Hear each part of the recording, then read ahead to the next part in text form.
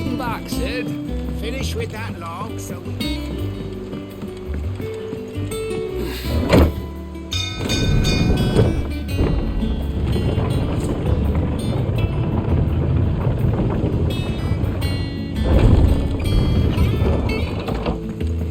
Look, it's Sid. Staying long this time?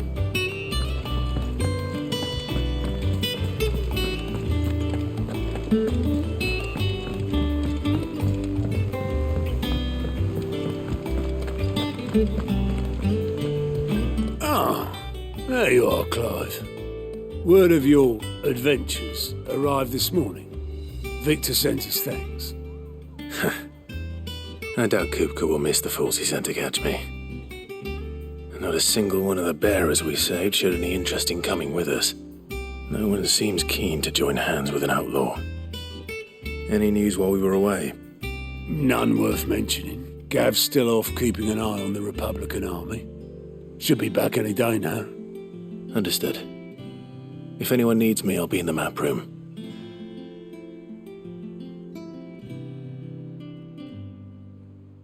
Still can't work that one out. There must be better places than the hull of a gutted airship to bury your nose in a book. Yet this is where she's chosen to be.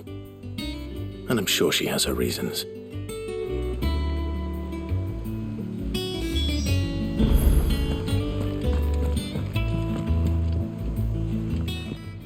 I'd trust I'm not intruding. Back from your mission? I'm beginning to think your habit of surviving cannot be attributed to luck alone.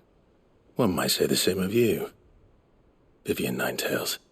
I'll have you know that only 4 attempts have been made on my life, and none was especially memorable. So, to what do I owe the honor? Could it be that you've come for one of my lessons? Is that so hard to believe? Very well, then. Shall we start with the state of the realm? To absolutely no one's surprise, she finds herself at the mercy of armies and outlaws. Well, mostly armies. Though that's not for want of trying, is it, Clive? But the real question is, how did we get here?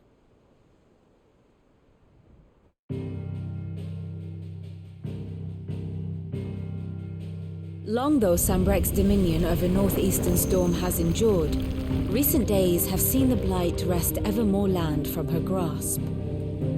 For which reason she has continued to wage war on her rival across the strait, hoping to claim less blackened pastures. But Odin would sooner pawn his sword than Waloed relinquish Ash. And the Empire pays dearly for every blade of grass bent beneath Sambrequois boots. Little wonder then that Sylvester set his sights on the crystalline dominion, an altogether easier target, possessed of no less ether. It was 5 years ago, while you were busying yourself with the destruction of Drake's head, that the Empire made its move, subjugating its theretofore neutral neighbor. A nation which could legitimately claim to be the center of the world. Certainly there is no better place to stage an army. From there, the Holy Empire's reach spans the Twins. The non-aggression treaty was the only thing keeping them in check. But if they truly broke the pact without provocation, it is only a matter of time before others reply in kind. The Holy Empire, the Dhalmekian Republic, the Kingdom of Waloed, and of course, our friends in Yaran. Who will be left standing, I wonder, when the last drop of blood is spilled?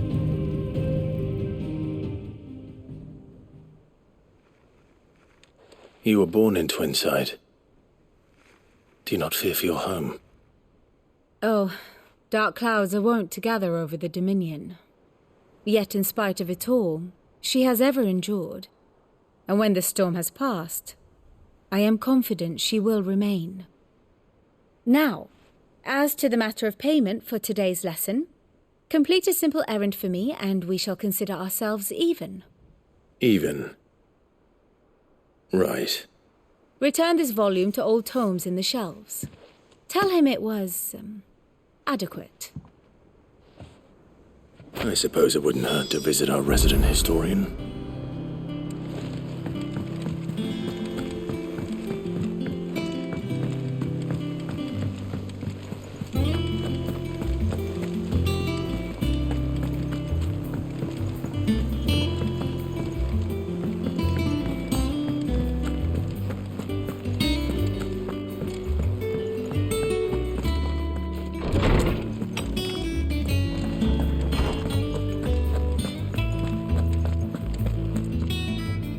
Lawsman Harpocrates. Now that is a name I have not heard for a long time.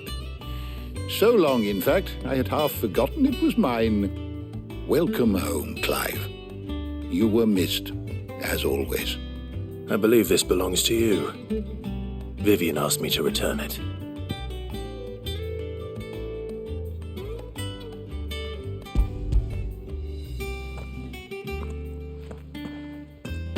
Ready? Our resident scholar devours books faster than young Tet does lemon tarts. Would that I could do the same, but alas, I no longer possess the necessary constitution for such indulgence, either in words or tarts. That said, I have continued my search for mention of the creature you encountered at Drake's Head, but without access to the great libraries of Oriflamme or the Dominion, I regret that I have been able to find little and less. I am sorry. Please, don't apologize. I'll send word to our associates, see if they can't furnish you with more books. I fear it is not more books that I require, but the right ones. Mayhap we look in the wrong places. There are still libraries to the north. I'll see what I can do. You are too kind. There are not many in this world who would indulge the whims of a tired old historian. Not too tired to go filching Kupo nuts, though. Always got a pocket for him. Nicks him off the Moogle. Hush now. We all know there's no such thing as Moogles.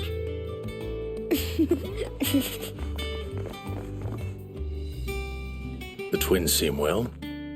Aye. Yet they laugh far too little for one so young.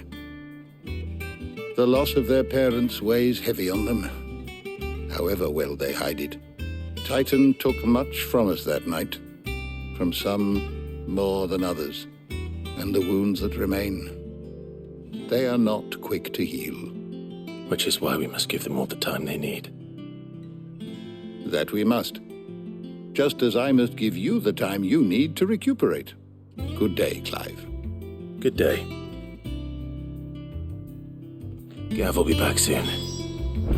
I should get some rest while I can.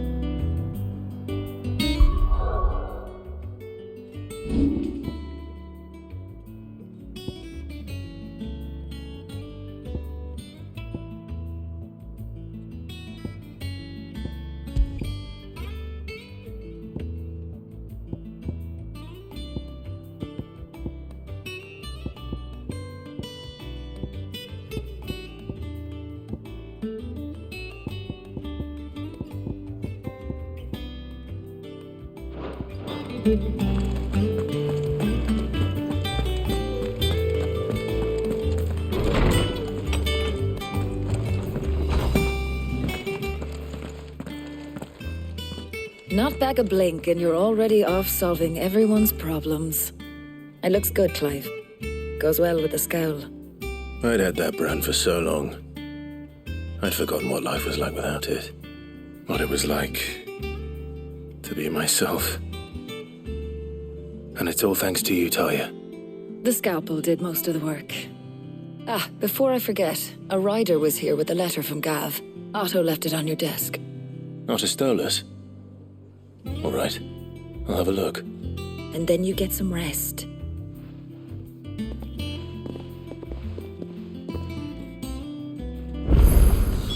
What could Gav have thought worthy of a letter? Have you been to the toll? I hear a new ship.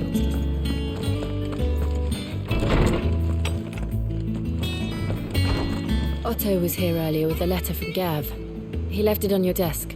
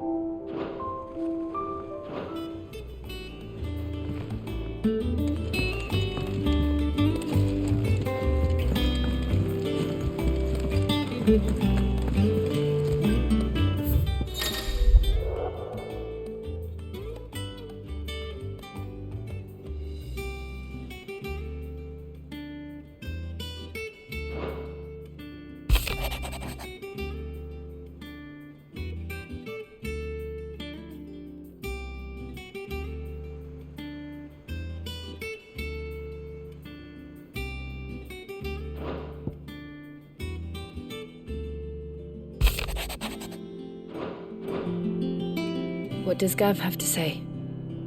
The Republican army is on the march, leaving Randalar in Hugo Kuka's charge. With him and his men occupied with the defense of the capital, they're less likely to trouble us. Good news, then. It's more than that. This is our chance, the one we've been waiting for.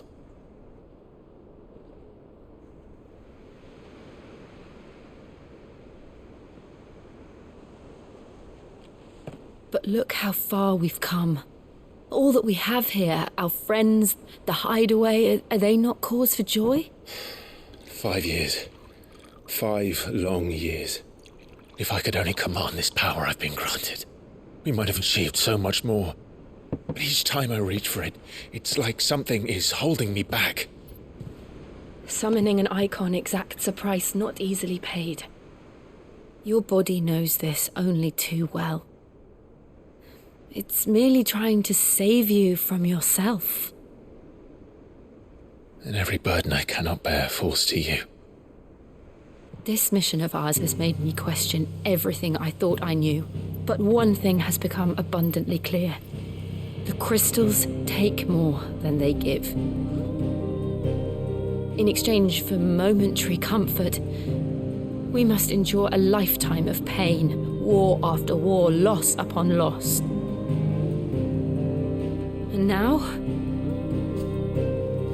they rob us of our very homes, leaving naught but dust and ash. But you're trying to change that. We're trying to change that. And to me, that's no burden. I know, but... Try not to forget. We're only here because Joshua gave us a second chance.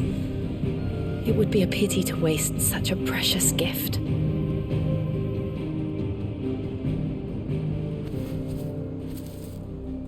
He did. He was there. It wasn't an illusion. I heard him call out to Ultima.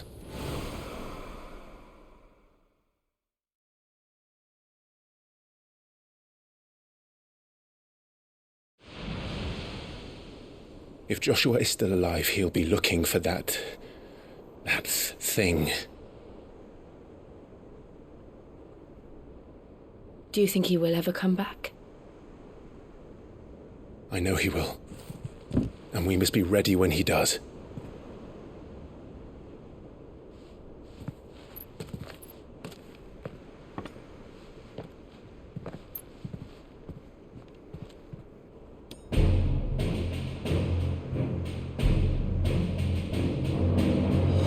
To a world without mother crystals.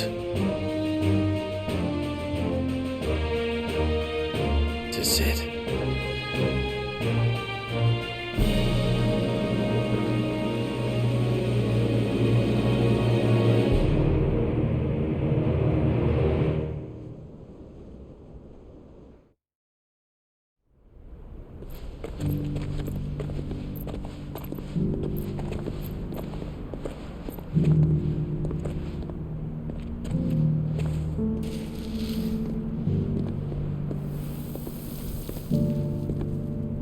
And so the North is lost. I knew that the blight spread ever more swiftly, Your Grace. But this is far, far worse than any could have imagined. It is only a matter of time before the twins are no more.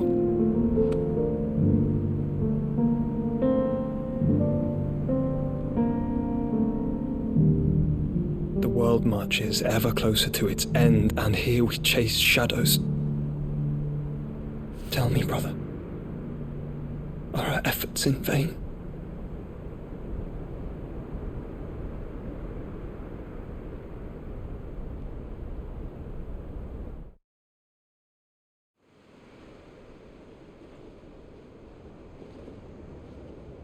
Master Clive, a moment, if you... my apologies, I didn't mean to... intrude. Not at all. We were just discussing strategy. Speak freely, Otto. It's Martha, from the inn. She's gone missing. Anyway, I'll be in the mess when you've finished. Very well.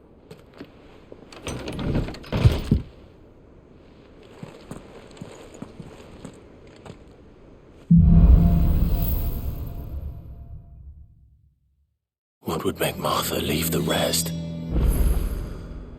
If something has happened to Martha, we need to speak with Otto.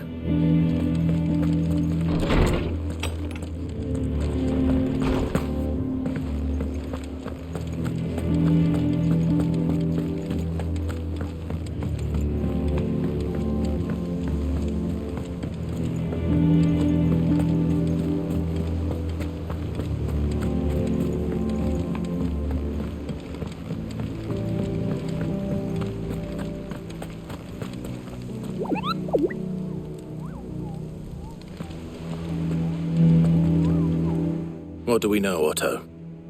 Some lads from the Imperial garrison in Rosaria started a fight over at Martha's Rest. Blood was spilled, bones were broken. The usual. But somewhere in the middle of it all, Martha vanished without a word to anyone. And that ain't like her, Clive. Something's not right. You think this was planned? Course it bloody was. Ever since Eastpool, the Empire's been tightening its grip round the Duchy's balls. They've strung up everyone who's ever set eyes on a runaway, claiming they're traitors to the Holy Throne, conspiring to restore the House of Rosfield to power. And now it sounds like the bastards have turned their attentions to the pallbearers meek enough to stay put. Naturally, old Martha could see the way the wind was blowing, complained that it was getting harder and harder to take bearers in. And now she's missing. If she's fallen into the hands of the Empire, we could be next. Couple of curse breakers are already on their way to the inn. They should help speed up the search. But if this is as bad as I think it is, you might end up having to save their asses and all. Don't worry, Otto. I'll make sure everyone gets home safe.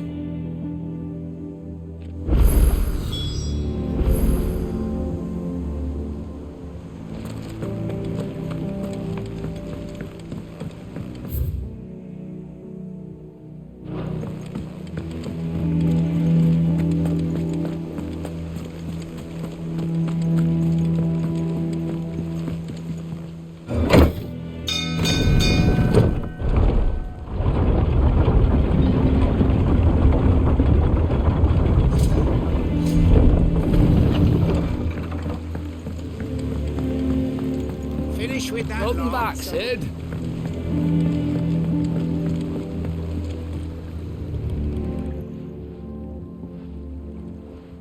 Damn blighted bilge. Is everything all right? Aside from the holes in my hull, everything's roses. The lake water doesn't agree with it, then? That's one way of putting it. And unless you got some grand scheme to suck the black from the lake like we do in the atrium, that slurry'll keep eating away at the timber like young Tech does our lemon tarts.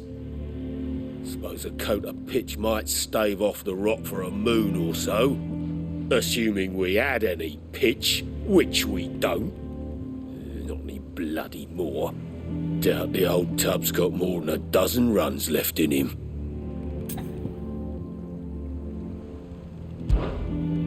Of course, Obolus. Your skiff is our only means of reaching the mainland. Without it, we'd be lost. Well, I'm glad someone round here sees it that way. To make pitch, you need pitch trees. But in case you haven't noticed, live trees are one of the 1,000 things sorely lacking in the Deadlands. Now, I'm not so unkind as to ask you to fell a faraway forest and lug the logs back here to the mere, which is why we'll be needing a suitable alternative.